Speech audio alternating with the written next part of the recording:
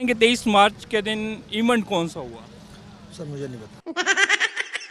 23 मार्च को छुट्टी इस वजह से होती है कि यहाँ कुछ कुव्वतें हैं जो सेलिब्रेट करना चाहते हैं अपनी पावर को।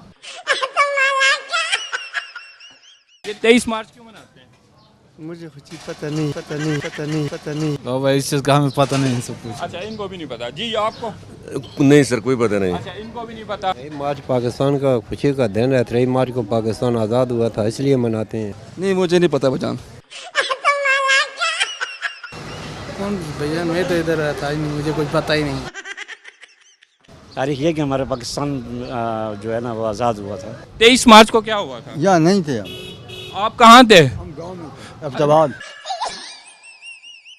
23 मार्च 1947 को पाकिस्तान आज़ाद हुआ था।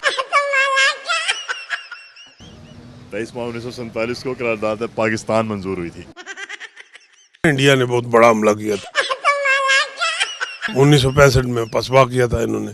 काफ़ी बड़ी उन्होंने टैंकों का हमला किया था, तो हमारे जवानों ने टैंकों के आगे लेट के तो उसका दफा किया था।